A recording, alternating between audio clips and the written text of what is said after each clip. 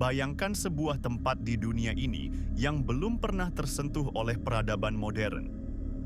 Sebuah pulau kecil di Teluk Benggala dihuni oleh suku yang menolak segala bentuk kontak dengan dunia luar.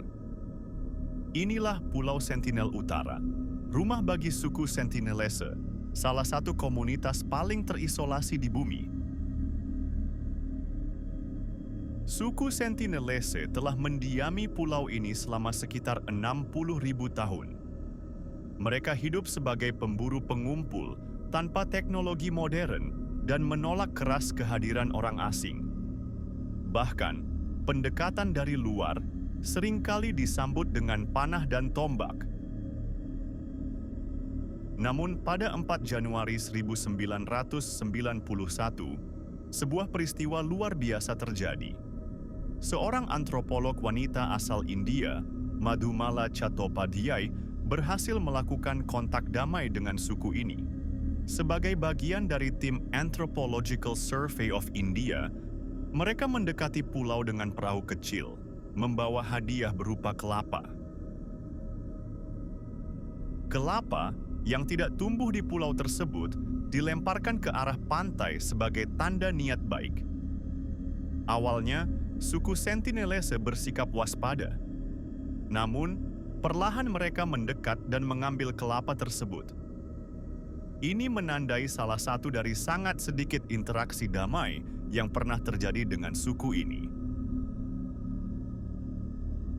Madhumala menghabiskan 6 tahun meneliti suku-suku di Kepulauan Andaman dan Nicobar, menerbitkan 20 karya ilmiah, dan menulis buku berjudul Suku-suku di Pulau Char Nicobar. Pengalamannya menunjukkan bahwa pendekatan yang sensitif dan penuh hormat dapat membuka pintu komunikasi dengan komunitas yang memilih hidup dalam keterasingan.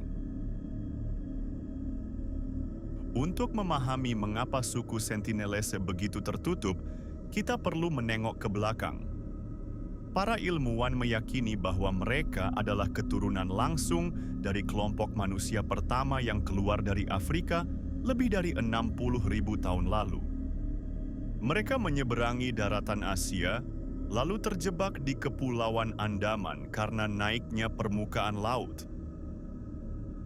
Suku Sentinelese berhasil mempertahankan gaya hidup prasejarah mereka, bahkan ketika dunia di sekeliling mereka berubah drastis. Saat Inggris menjajah India, banyak suku Andaman lainnya dijinakkan atau dimusnahkan secara perlahan. Tapi tidak dengan Sentinel. Mereka bertahan dengan cara mereka sendiri.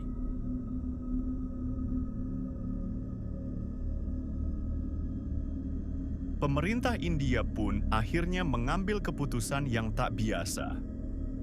Sejak tahun 2005, mereka secara resmi melarang siapapun mendekati Pulau Sentinel Utara dalam radius 5 km.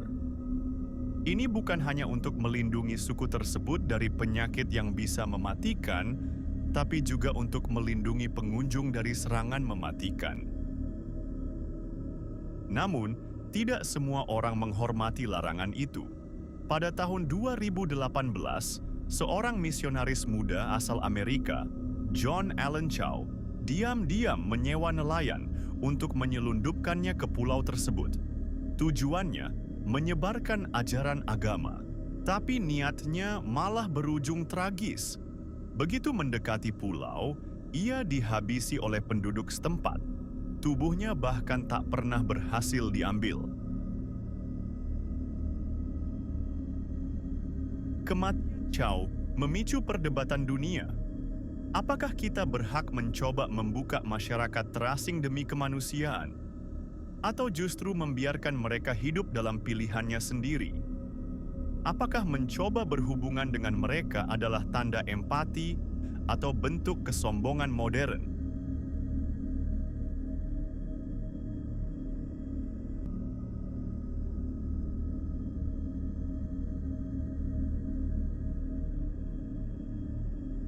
Madhumala sendiri menolak glorifikasi.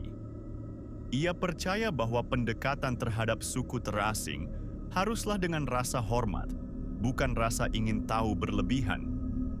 Dalam sebuah wawancara, Ia mengatakan, mereka tidak butuh kita.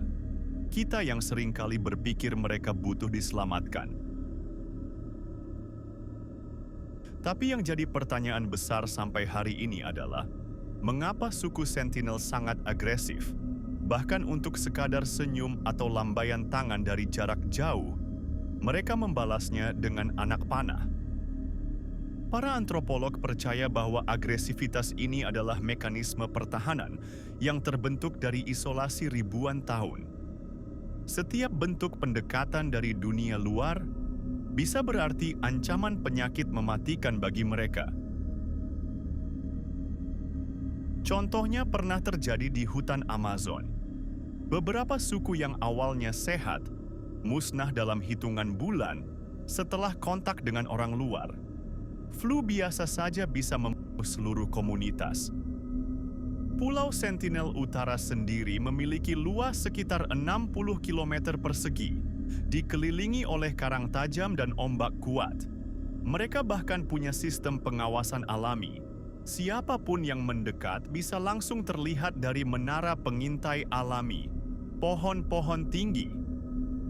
Tak pernah ada footage resmi dari dalam pulau. Kamera hanya bisa mengintip dari langit atau dari jarak laut.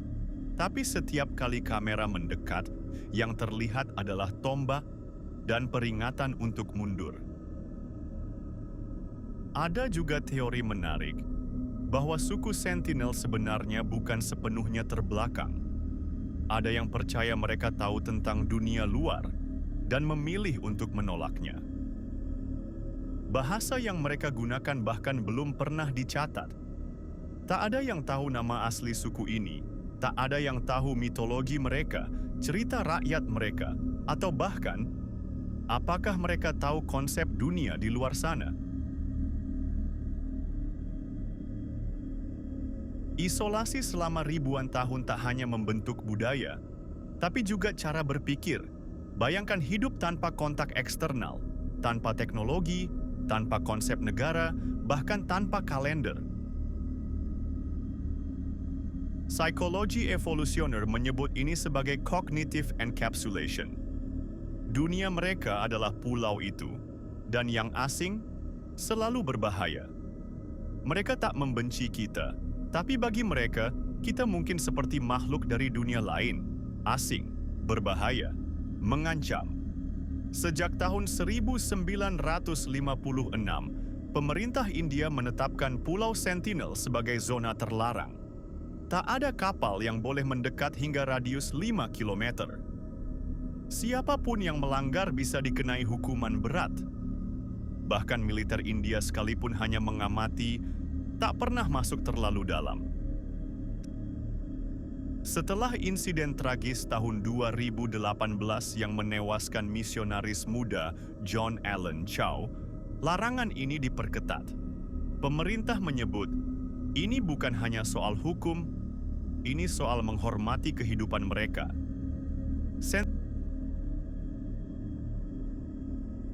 Sentinel bukan satu-satunya suku terasing di dunia. Di pedalaman Papua, suku Korowai masih hidup di rumah pohon. Di hutan Amazon, masih ada lebih dari 70 suku yang belum terhubung dengan dunia luar. Yang membedakan, suku lain kadang menerima kontak terbatas. Tapi Sentinel, mereka memilih untuk menutup diri sepenuhnya. Dan mungkin, itu keputusan paling bijak yang bisa mereka ambil. Bayangkan hidup dalam dunia tanpa internet, tanpa listrik, tanpa konsep negara. Bagi mereka, dunia mungkin hanya seluas pulau itu, dan bisa jadi mereka lebih bahagia daripada kita. Bagaimana menurut kamu? Apakah kita sebaiknya menghormati batas alam dan budaya yang mereka pertahankan? Atau apakah kamu merasa dunia harus menyatu sepenuhnya dalam satu sistem global? Kalau kamu diberi kesempatan untuk mendarat di sana, hanya membawa satu benda, apa yang akan kamu bawa? Dan kalau kamu jadi mereka, hidup dalam kedamaian, Tanpa gangguan luar, apakah kamu akan tetap ingin dunia tahu kamu ada? Tulis pendapat kamu di kolom komentar. Siapa tahu, kita bisa buka diskusi baru soal suku yang tidak ingin ditemukan ini.